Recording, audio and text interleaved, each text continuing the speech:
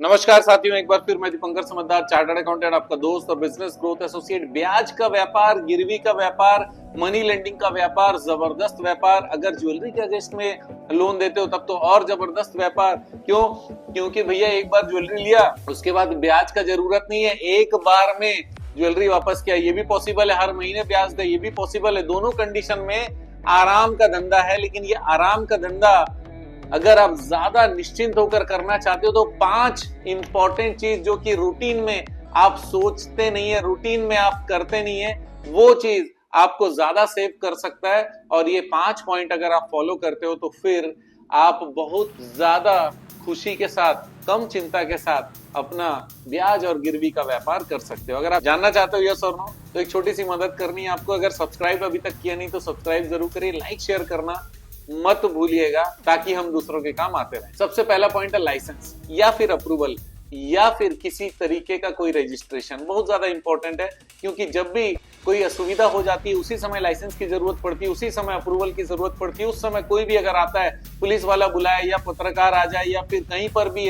आपका ग्राहक कंप्लेंट कर दे कि मेरे साथ धोखाधड़ी हो गया है, तो धोखाधड़ी हुआ या नहीं हुआ ये प्रश्न कभी नहीं आता। लेकिन एक ही प्रश्न आता है, भैया तुम्हारे पास अथॉरिटी क्या है काम करने का? क्या तुम्हारे पास आरबीआई का कोई अथॉरिटी है? क्या तुम्हारे पास स्टेट का कोई लाइसेंस है? क्या तुम्हारे पास में किसी भी और प्रकार का कोई निजी कंपनी का लाइसेंस है या कोई और अप्रूवल है जिसके भरोसे ये बिजनेस आप कर रहे हो?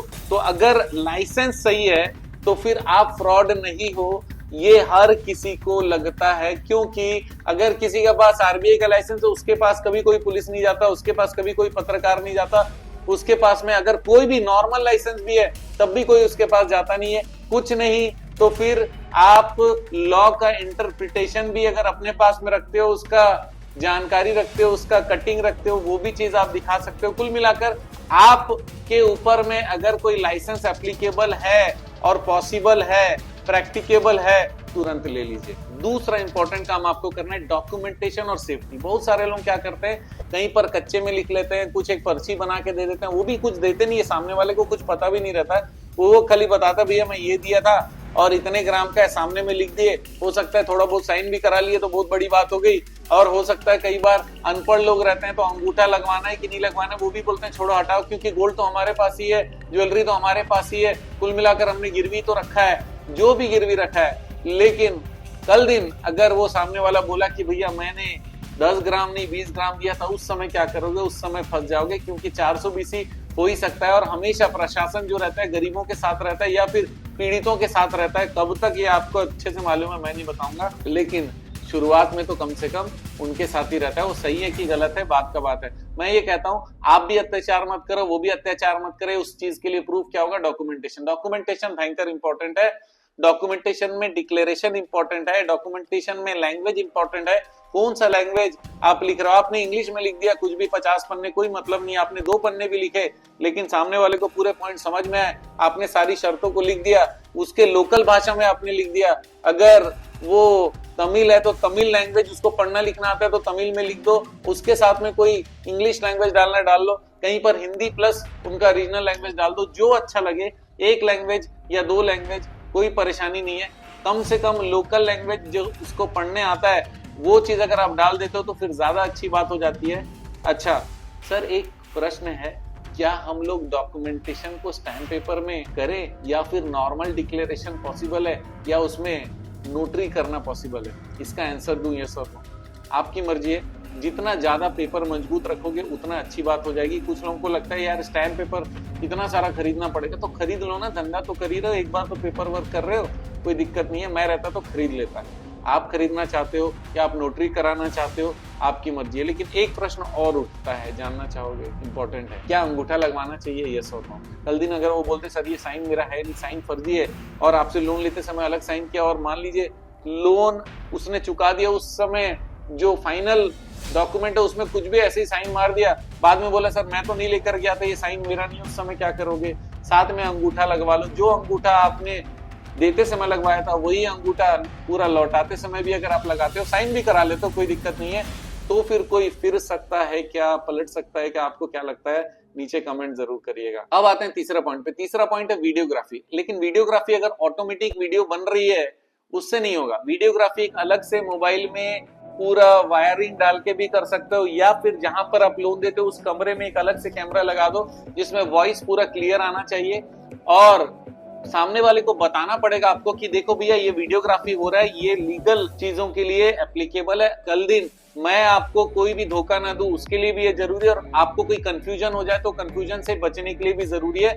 और जो जो चीजें आपने नियम बताई है वो वीडियो के सामने आप भी बता दो, सामने वाला अगर एक्सेप्ट कर रहा है तो वो भी सामने एक्सेप्ट कर ले, और इसी के साथ में अगर उनका कोई गारंटर है तो गारंटर भी वहां बैठा रहे, वो भी अपना डॉक्यूमेंट दे दे, और कौन कौन सी चीज आपको उसने दी है वो भी सामने दिखा दो। 2 मिनट का काम है, ये बहुत बड़ा काम नहीं है, लेकिन अगर आपने ये कर लिया आप बहुत ज्यादा सेफ रहने वाले हो, कोई भी आपको गलत साबित नहीं कर पाएगा। तो आते हैं चौथे पॉइंट पे। चौथा पॉइंट है इंश्योरेंस। जो भी आपके पास में है वो आप पूरा इंश्योरेंस लीजिए, पूरे क्वांटिटी का इंश्योरेंस लीजिए, ज्यादा का भी लेने का जरूरत नहीं है, कम का भी लेने का जरूरत नहीं है, झूठ बोलने का बिल्कुल जरूरत नहीं है, लेकिन इंश्योरेंस इसलिए ले लीजिए भैया कोई दिन चोरी हो जाए या कुछ भी ऐसी घटना हो जाए, आपके कैमरा के रहते हुए, आपके सिक्योरिटी के रहते हुए भी आपका जिंदगी भर का कमाई पूरा बर्बाद हो सकता है। और अगर आप बोनाफाइड हो, बोनाफाइड का मतलब ये कि आप सही हो, आपका सिस्टम सही है, उसके बाद भी चोरी हो गया तो कस्टमर भी आपकी बात समझेगी और आप बता भी सकते हो सर डरने का जरूरत नहीं है, इंश्योरेंस लिया हुआ है, ये देखो इंश्योरेंस है, इंश्योरेंस के पैसे आ जाएंगे, हम आपके पैसे चुका देंगे, आपका जो भी ज्वेलरी हमारे पास था उस ज्वेलरी के बदले पैसा चुकाएंगे। ठीक है, अब फाइनल पॉइंट में आते हैं। ये पॉइंट बहुत ज्यादा इंपॉर्टेंट है, क्योंकि अगर ये पॉइंट आपने फॉलो नहीं किया तो आप इंश्योरेंस भी प्रॉपर नहीं करा पाओगे, और कोई भी अगर अथॉरिटी आपके पास आ जाए, कोई भी क्वेरी आपके पास आ जाए, कोई भी गवर्नमेंट का डिपार्टमेंट का व्यक्ति आ जाए आपसे कुछ पूछने के लिए, जानकारी लेने के लिए, तब आप सही जानकारी दे नहीं पाओगे, तब छुपाना पड़ेगा, तब लीपा पोती करना पड़ेगा।